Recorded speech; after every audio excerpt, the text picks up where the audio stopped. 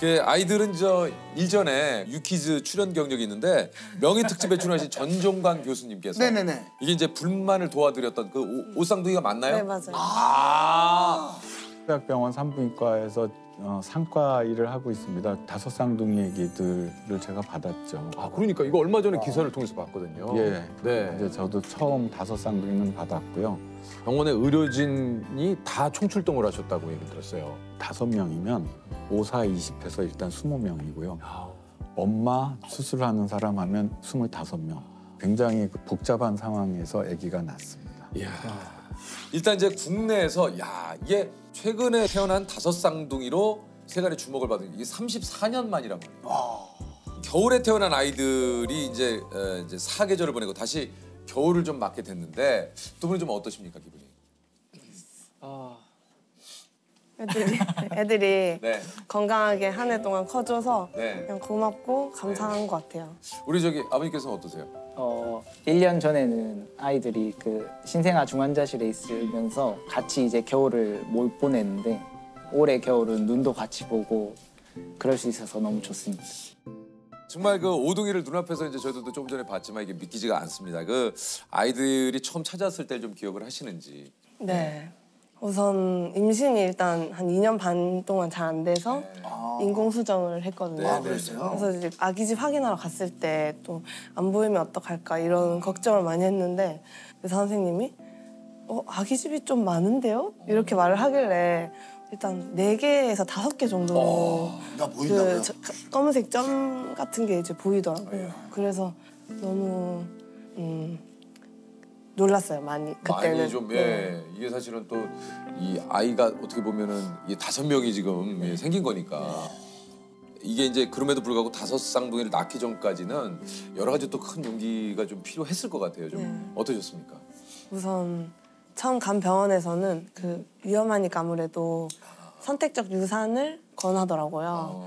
근데 우선 심장 소리를 들었는데 도저히 못 하겠는 거예요. 이렇게 돌려보면서 5명의 심장 소리를 들었는데 진짜 마지막 심장 소리가 제일 컸거든요. 그래서 진짜 약간 감동, 울컥 그랬어요.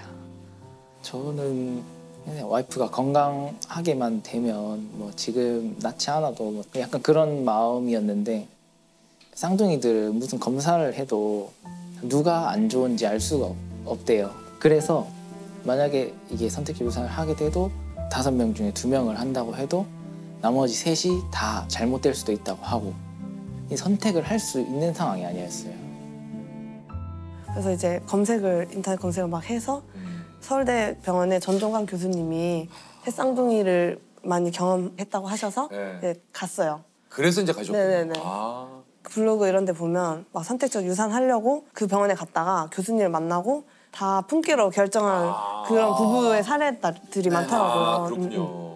교수님 봤는데 뭐 그 처음 간 병원과는 달리 뭐 그런 선택적 유산도 지금 당장 안 해도 되고 일단은 4주 뒤에 보자. 일단 4주 뒤에 봅시다. 그래서 우선 그런 제가 걱정되고 불안하고 이런 게 컸는데 그냥 엄마가 하고 싶은 거 다 해도 된다. 그런 말씀 많이 해주셨고 진짜 다정하게 아빠처럼. 근데 갔을 때마다 아기들이 더 계속 건강하게 크고 있는 거예요. 그래서 교수님이랑 최종적으로 다 낳자고 결심한 게 19주? 19주쯤이었는데 엄마는 힘들겠지만 얘네가 커서 얼마나 훌륭하게 클지 모르는데 애들한테 기회를 줘야 되지 않겠냐. 그래 다 낳아보자. 그렇게 한 거죠. 네. 예, 우리나라에서 보통 3태 임신 이상에서 흔히 시행되고 있고요. 아기가 3명인 애를 2명, 뭐 4명인 애를 2명 이런 식으로 줄이는 시술을 이야기합니다. 그 시술을 했을 경우 남은 아기들이 정말 건강하냐 그건 알 수 없습니다. 저는 항상 이런 문제를 고민할 때 제가 무슨 권리로 너는 나오면 안 된다, 너는 죽어야 되겠다 다른 애들에 대해서 이거는 할 수가 없죠. 아기가 건강한지 아닌지 모르는 상태에서 아기가 희생을 당하는 겁니다. 사실은요. 제가 느끼기에는 그 두 부부는 아기를 다 임신을 유지했으면 하는 그런 바람이 있었던 것 같습니다. 그렇기 때문에 5명을 다 끌고 가자. 각각의 애들이 어디까지 할 수 있는지를 우리가 기회를 주자 하는 그런 의미였습니다. 너무 좋은 거예요. 말씀해 주시는 게. 그래서 일단 기억하고 싶어서 남긴 건데 그래서 여기 5명 출산하기로 결정 이렇게 적혀 있어요.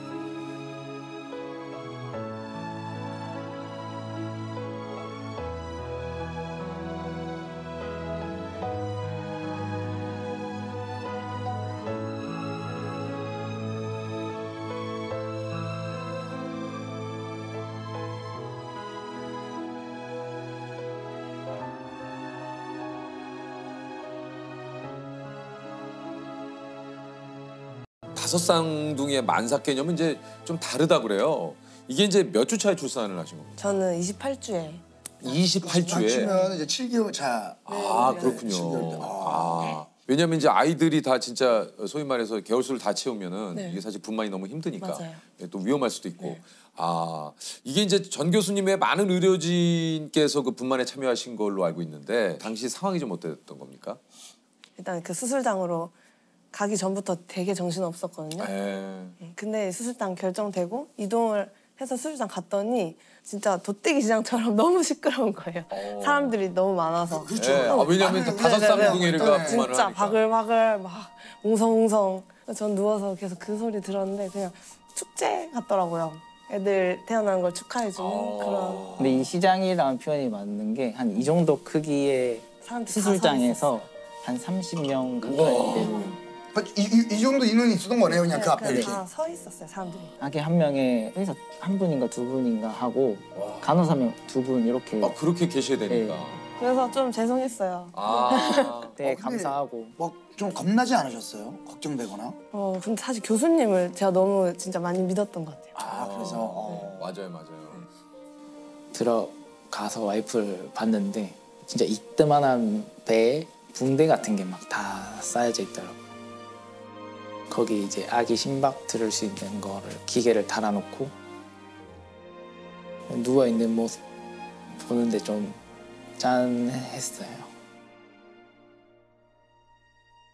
근데 수술장 가서 딱 마취하고 애들 꺼내기 전에 이게 진짜 기억에 남는 게 엄마 5분이면 돼. 딱 이 말씀 하셨거든요. 이랬는데 진짜로 9시 40분부터 45분까지 1분 간격으로 한 명씩 꺼내신 거예요. 그 산모가 토요일 날 입원을 하고 그 다음 주 수요일 날 아기를 낳기로 결정을 하고 입원을 했었던 상황입니다. 수요일 날이 됐는데 산모가 너무 상태가 좋으신 거예요. 난 충분히 더 클 수 있다. 그러면 일주일 더 버텨보자 하고 수요일 날 이야기를 한 상태였습니다. 그런 상태였는데 그 다음 날 아침, 그러니까 목요일 날 아침부터 진통이 오기 시작했어요. 전혀 생각지도 않게 진통이 와서 그 진통이 오면서 자궁경부가 열리기 시작했고요. 저녁 6시쯤 됐을 때 거의 다 열렸었습니다. 그래서 그날 저녁에 수술하기로 결정을 했고요. 산부인과, 소아과, 그다음 마취과 이제 교수님들도 오셨고 전공의 선생님들도 많이 오셨고 수술에 들어온 간호사들 30명이 훨씬 넘었던 것 같습니다. 원래는 일주일 정도 더 끌자 그래서 나와서 좀 아쉽기는 했지만 하여튼 잘 될 거라고 생각은 했고요.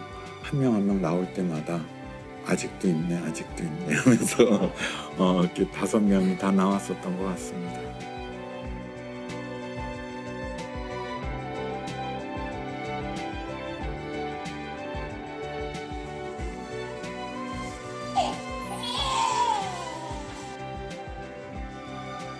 아이고 이뻐. 아빠 손을 안 놓네. 제가 그 나중에 끝나고 뒤풀이를 간단하게 아이스크림을 사 먹으면서 한 걸 사진을 봤어요. 펜타가 5을 뜻하는데 종이를 이제 하나씩 플랜카드처럼 준비해서 단체 사진을 찍었더라고요. 정말 좋았던 것 같아요.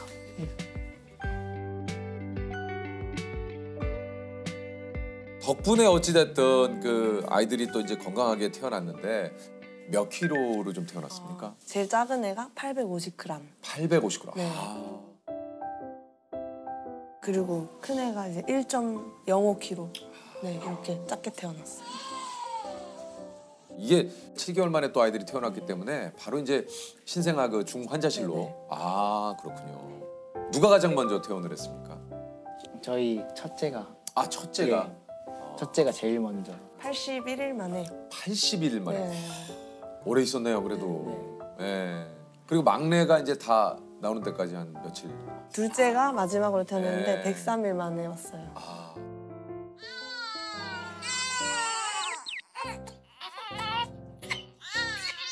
그러면 이제 5명이 아니잖아요. 이 순서는 어떻게 이제 첫째가 제일 먼저 나온 순서? 그렇죠, 네네네. 그렇죠. 아, 네. 제일 먼저 나온 순서대로 이렇게 순차별로 이제 예. 첫째, 둘째, 셋째, 네, 넷째가 네. 정해진 거군요. 아. 요거 좀 특별히 신경 쓰이는 좀 아이가 좀 있습니까? 저 같은 경우는 이제 첫째 소연이가 신경이 많이 쓰이는데 이 엄마 뱃속에 있을 때도 혼자 밑에 있다 보니까 아기들을 받치고 있느라 힘들어서 그런지 다른 아기들보다 조금 발달이 조금 느려가지고 물론 정상 발달 속도지만 4명의 아기보다 혼자가 조금 느려가지고 왠지 좀 마음이 좀 많이 좀 쓰이시는군요. 네. 네, 뭐 잘 크고 있어서 그럼요, 네. 그럼요. 네. 저는 막내 아들이 이제 제일 적은 몸무게로 태어나서 850g에 태어나서 1kg 몸무게 때 그런 또 수술도 했었고요.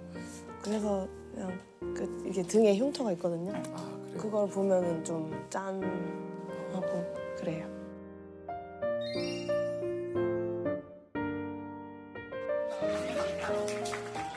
얼마 전에 돌잔치를 했다고 그래요. 네, 네, 어떠셨어요? 대한장 파티였어요. 정말 힘들었습니다. 대환장 대환장 파티. 아, 너무 좋았죠가 아니라 정말 힘들었습니다. 각 아이마다 뭐 잡은 게 있습니까, 돌잡이? 아, 네. 예. 첫째랑 둘째가 공을 잡았고 공을. 그리고요. 셋째랑 넷째가 마이크를, 마이크죠. 그래요? 그리고요. 막내 다섯째가 실을 잡았습니다. 실은 장수. 그렇죠, 그렇죠. 그죠. 보통 근데 이제 돌잡이가 좀 자유롭게 아이들이 잡을 수 있는 걸 잡게 이제 마련을 해야 되는데 보통 이제 유도를 좀 하시는 거예요. 자. 뭐 이렇게 실 같은 거 잡으려고 아니. 멀리 이렇게 씌워놓고 뭘 좀 잡았으면 했습니다. 요즘은 좀 돈, 아무래도. 아버님께서 뭘 좀 잡기를. 저는 빨리 그 돌잡이가 끝났으면 그죠. 네. 그래요. 아이 하나 키우기도 요즘 저 힘든 요즘인데 이게 진짜 옷쌍둥이를 이게 상상이 안 되거든요. 이거 정말 어떻습니까, 혜정 씨? 일단 너무 정신없고 매일이 전쟁 같습니다. 이건 전쟁 전도가 아니에요. 정말 두 분이 야, 우리 저기 어떠십니까, 진수 씨? 정말 1년이 어떻게 지나간지 모를 정도로. 이게 쉴 틈이 없으실 거예요. 네. 하루 일과를 한번 좀 여쭤봐도 됩니까? 왜냐면 또 지금 또 그대로 네. 또 출근하시기 때문에. 네. 애기들이 일어나는 시간부터 한 5시 반에서 6시 반 사이에 이제 쪼로로 일어나기 시작하는데 그때 일어나면 이제 애들 밥 챙겨줘야 되고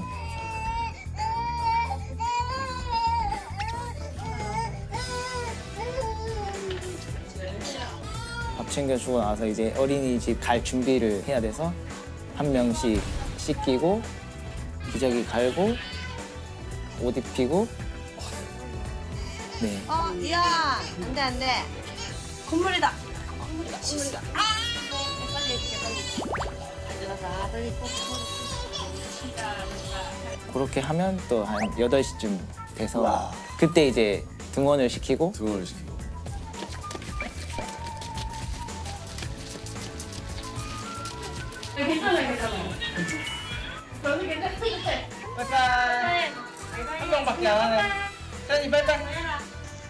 둘은 출근을 하고 예. 그다음에 애들이 이제 하원을 4시쯤에 하는데 네. 또 와서 밥 먹이고 옷 갈아입히고 조금 놀아주다가 서연아 일로 와. 김서연. 올라는데. 나도 하고 싶어. 주세요. 이제 잘 준비.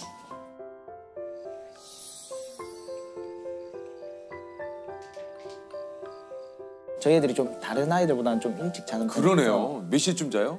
보통 한 7시 반에서 8시 반에는 일찍 자긴 하네요. 네. 그러니까 새벽 5시에 깨죠. 거의 지금 보니까 군대보다도 좀 일찍 자. 군대도 10시가 돼야 자는데 지금 두 분이 부대에서 근무를 하셔서 그런지 몰라도 아이들을 일찍 취침시키고 네. 일찍 깨네요. 조기 취침을 하고 예, 조기 취침을 하고. 조기 기상을 이게 분유를 타도 네. 저는 그 예전에 방송에서 얘기를 드렸잖아요. 가끔 우리 결혼하신 우리 그 주변 동료분들이나 뭐 선배님들이 나오셔가지고 뭐 분유값 벌러 나왔습니다. 뭐 기저귀값 벌러 나왔습니다. 그래서 저는 애를 키워보기 전에는 몰랐어요. 아니 뭐 분유값이 그거 뭐 예를 들면 기저귀가 얼마나 들어 하루에 뭐 2-3개면 되지 않나? 와 아이를 키워보니까 실감을 하게 돼. 기저귀가 막 그냥 수도 없이 들어가요. 그렇다고 하더라고. 이게 하루에 분유만 하더라도 일단 한 통씩 먹고 있고. 하루에요? 아니 그러면 한 달이면은 분유가 30통이 들어. 그렇죠. 아, 그 기저귀는 기저귀는 하루에 한 팩? 이 한 팩을 다 쓰는 거죠? 어마어마합니다. 이게 또 그리고 저 주말이나 이럴 때 혹시 나들이로도 가끔 가시려면 네. 이거 어떻게 갑니까? 가지더라고요, 근데. 처음이 어려웠는데 네, 맞아요. 막 집도 이제 창원 대구고 네. 그래서 한 달에 한 번 정도는 내려가는 편이거든요. 그래서 하다 보니까 그냥 짐 싸는 것도 익숙해지고. 일단 저기 승합차는 무조건 그죠? 네. 9인승 무조건 이게 승합차 있어야죠. 그럼 유모차는 어떻게 이게? 유모차는 이제 접으면 작아지는 걸로 해가지고 위에 또 루프박스를 달아가지고 거기 올리고. 안녕하세요. 쪽쪽이.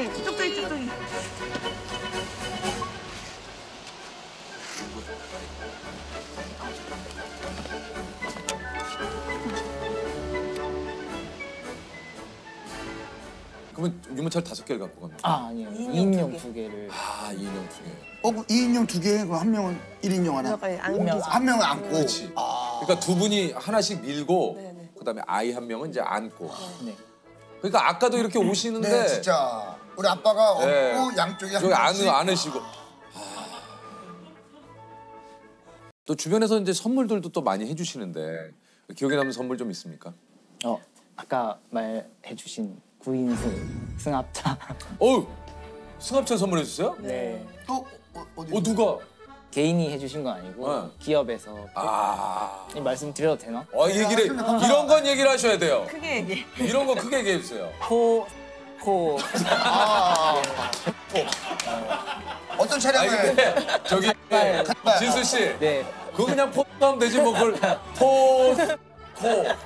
네, 또 이렇게 자막에 또 코 이렇게 나가야 네, 되니까. 그거 어떻게 알고 포스코에서 해주셨을까요? 이게 뉴스 보도가 애들 태어날 때 맞아. 한번 나갔는데 저출산에 대한 고민을 많이 하는 기업이더라고요. 네. 그러다 보니까 이거 해주면 좋겠다 해서 저희한테 연락을 해주셔가지고. 맞아요. 그러면 뒤에다가 뭐 포스코 이렇게 새기고 다니십니까? 그건 아니에요. 포스코는 안 달고 다녀요? 네네.